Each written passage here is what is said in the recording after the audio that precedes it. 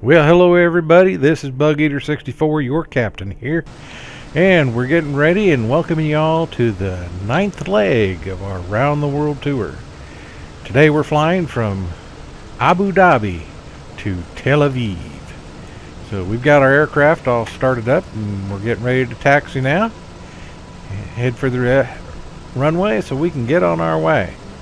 Hope everybody brought a snack with them, because this is gonna be a little over 1,000-mile trip. So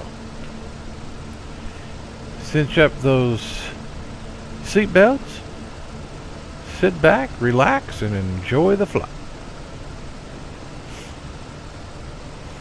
We get our DC-6 heading in the right direction here.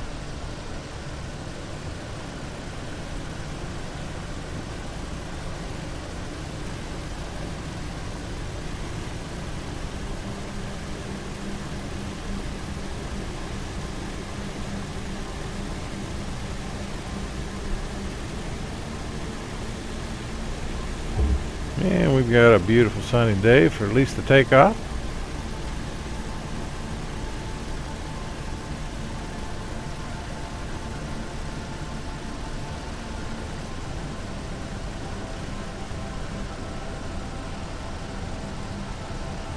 And we've got our flight plan plugged into our X-Plane Garmin 430. So we should be about ready to go.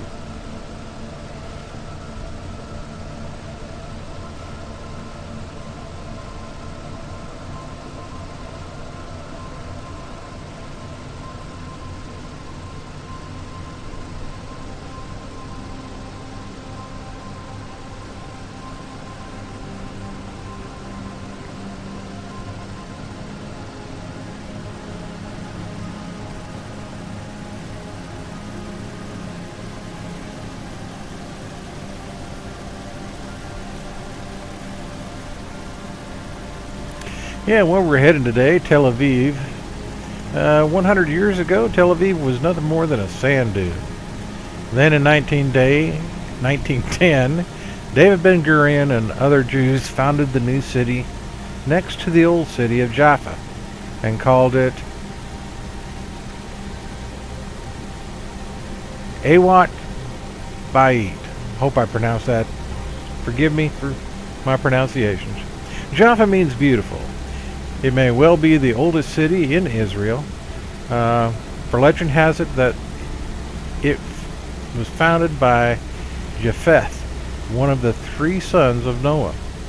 His other sons were Ham and Sem, hence the phrase anti-Semite, meaning an opponent of the Jews, who are all reputedly the descendants of Sem. Jaffa was the port used by King Solomon to bring the cedars of Lebanon to Israel for constructing the first temple. If you are acquainted with the book of Jonah, which we read in Yom Kippur, you will recall that the prophet Jonah sailed from Jaffa only to be tossed overboard and swallowed by a whale. True story? Not far from Jaffa is Caesarea, named after the Roman emperor who took the name of Julius Caesar and used it as a title. Julius was the family name and Caesar the first name of the murdered dictator. The German emperor also called himself Caesar, since the name of the Latin C is pronounced K, and Tsar of Russia also called himself Caesar, as Tsar is the Russian equivalent of Caesar. Caesarea was founded by the Jewish king Herod, who ruled at the whim of the Roman emperor. After the decline of the Roman Empire, the Muslims and later European crusaders revitalized Jaffa, which then declined until the 19th century when the Turks ruled there. From then on, Jaffa increased its population dramatically so that it was extremely crowded at the beginning of the 20th century. It was then that the Jews of Jaffa decided to move to their own city next to Jaffa. They changed the name of that city from Awad Bayat to Tel Aviv, or Hill of Spring. In 1916, the Turks, who then ruled Israel, evacuated Tel Aviv. However, 1 year later, the British invaded Israel after the Turks were defeated in the First World War on the side of the Germans. The Jews then returned to Tel Aviv. In 1921, the Arabs of Jaffa attacked the small Jewish community there so that all Jaffa Jews moved to Tel Aviv. Consequently, Tel Aviv achieved a population of 45,000. 20 years later, in 1941, Tel Aviv had a population of 145,000, as refugees from Nazi-occupied Europe increased the population of Israel generally. In 1948, Tel Aviv was declared the capital of Israel when David Ben-Gurion proclaimed the reestablishment of Israeli independence on May 5th of that year. At that time, Tel Aviv had a population of 200,000. Then, in 1949, Israel returned to Jerusalem and the capital was moved to the city of David, which had been the capital of Israel for over 1,000 years. 1 year later, in 1950, Tel Aviv and Jaffa were merged and became one municipality. Today, Greater Tel Aviv includes a number of suburbs like Helon, Petach Tikva, Bat Yam, Ben Barak, Ramat Gan, so that the Greater Tel Aviv community has 1.1 million people. Tel Aviv has the highest standard of living of any city in Israel. It is the New York of Israel, in that it is the commercial and financial center of the country. Hang on just a minute here, we're getting ready to take off. Yep, 30%, steady.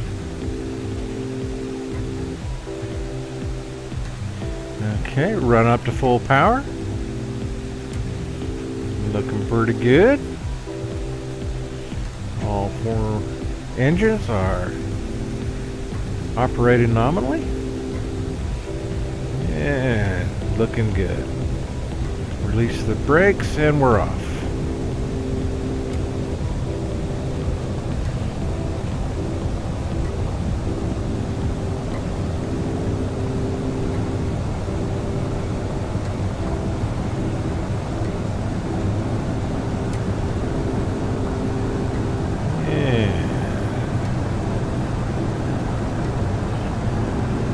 Go. Rotate, and we're off.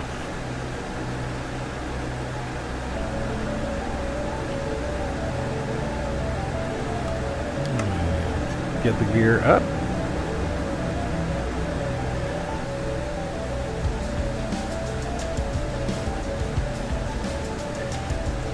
Good rate of climb.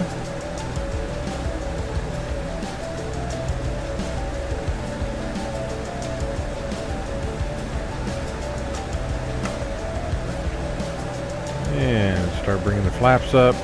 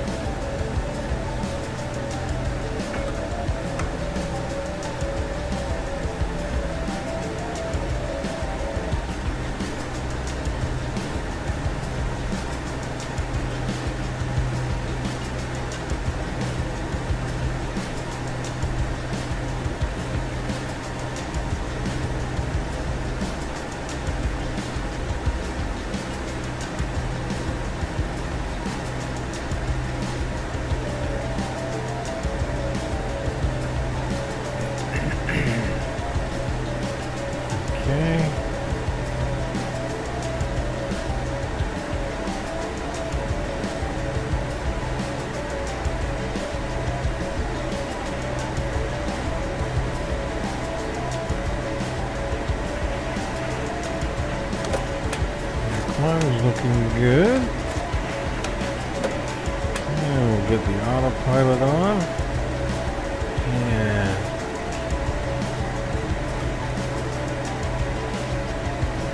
get on a proper heading and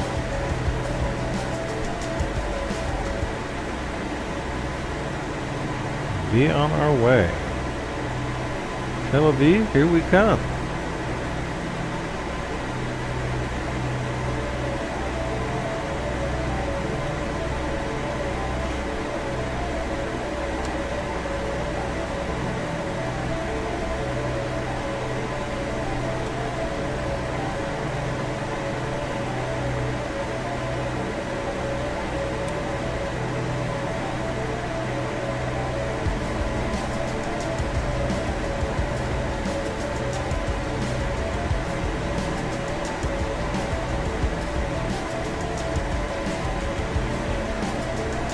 Alright.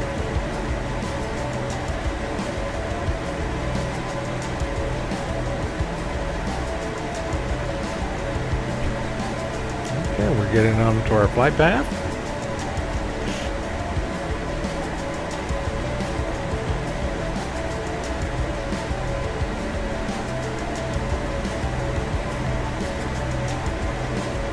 Cowlings are set. Climbing nicely, everything's looking good.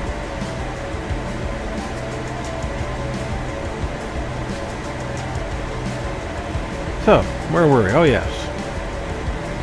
Tel Aviv is also the industrial center of Israel, where textiles, clothing, chemicals, metalwork, motor vehicles, electronic equipment are produced. Tel Aviv is also the seat of the stock exchange and the diamond exchange. The Israel Philharmonic Orchestra is at home in Tel Aviv, as is the Hebama National Theater and the University of Tel Aviv. The Shalom Tower, built in 1957, is in Tel Aviv. It is Israel's tallest building, with an observation deck at 433 feet. There are also several museums in Tel Aviv, and the home of David Ben-Gurion is there. It contains a library of 20,000 volumes. The home of Elihu Golom, founder of the Haganah, is also in Tel Aviv. It contains an exhibit of weapons and other artifacts concerning the struggle for independence. Most important is that Tel Aviv was the first all-Jewish city in the world when it was founded. That meant that at its founding, Jews governed themselves for the first time since the destruction of Israel by the Romans in 1900 years before. So there you have it. History in a snippet. And so sit back and enjoy the flight. Y'all take care.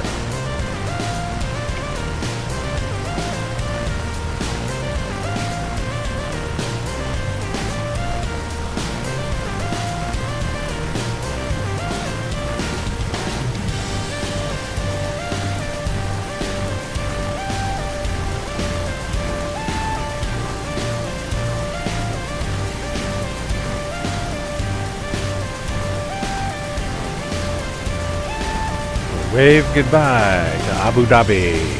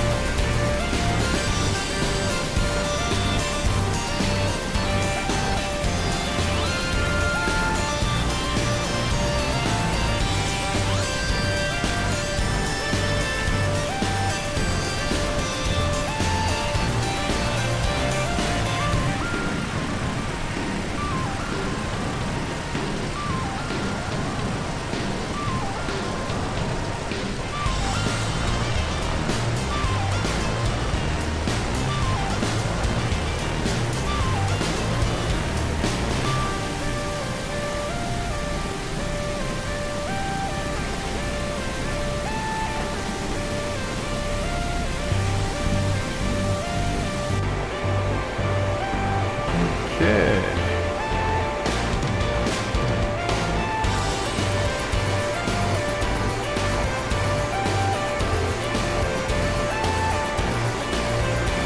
Fuel gauges, everything's looking good.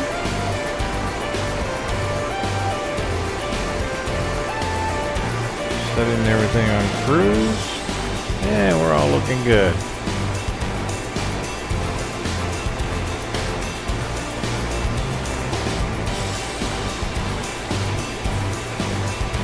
Beautiful sunny day. A little haze way off in the distance, so we'll see how that affects us as we get closer to Tel Aviv, but it's just a beautiful day.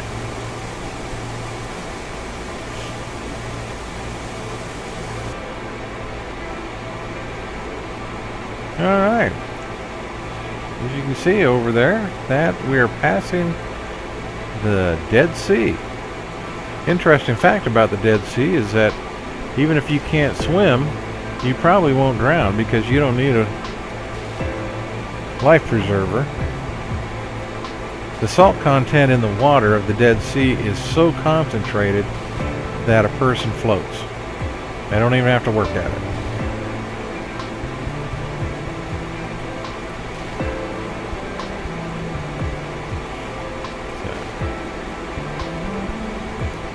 So wave as you go by the Dead Sea.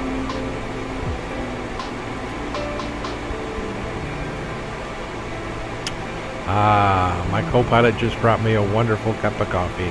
Bless her heart.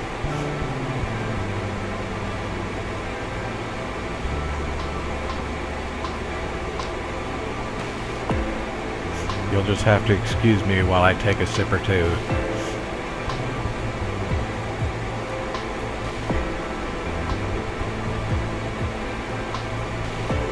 And as you can see there on SimBuddy,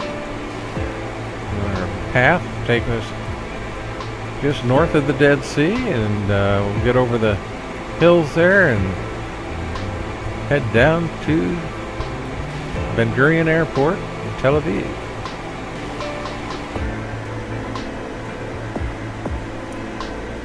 And here we go. We've started our descent and approach.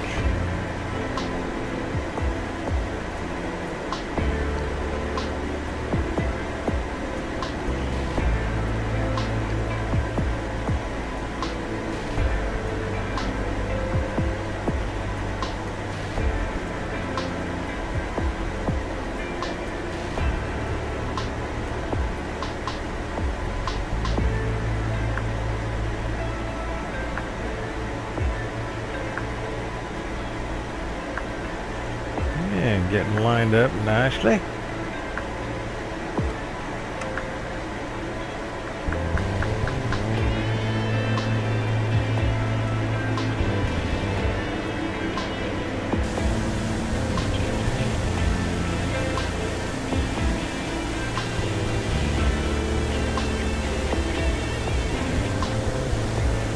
Okay, I was lined up nice, and then the haze came in, and I know there's a runway out there somewhere. We'll just keep it on this heading and keep it like we are having on our approach until we pick it up again.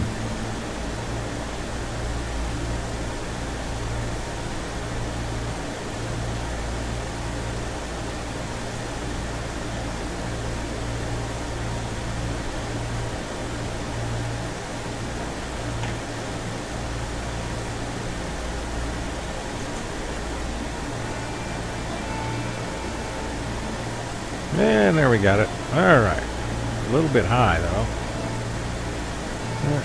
We got long enough runway. We're a little high. We'll be all right. Or we can just cheat and get a stronger angle of attack.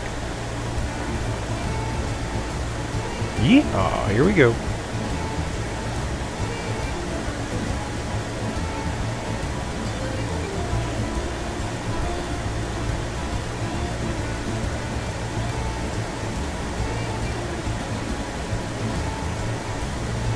Yeah, just a little bit left. We'll bring it back over. No problem. We'll put all the wheels on black. Just like that.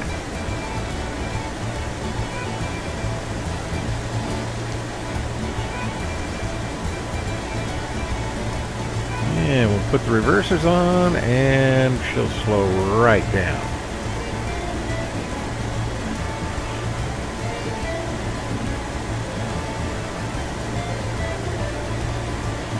And we'll take this taxi exit right here on the left.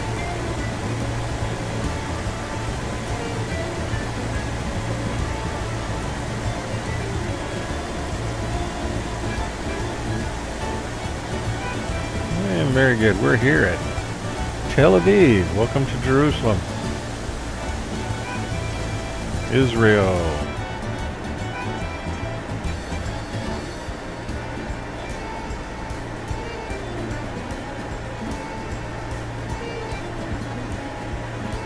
And Ben Gurion Airport.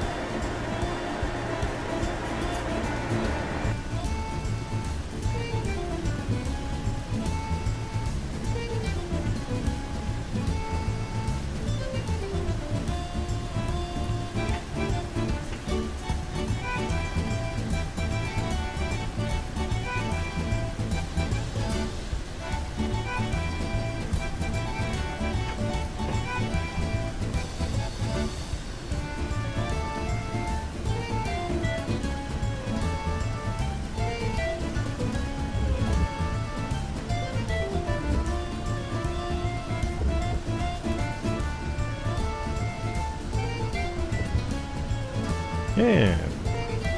Parking brake coming on. Shut down the engines.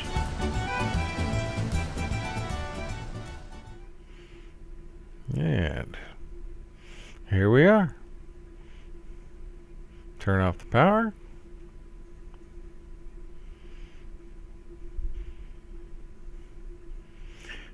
Shalom and welcome to Tel Aviv. Thank you for watching. I certainly hope you enjoyed the flight. And until next time, safe flying.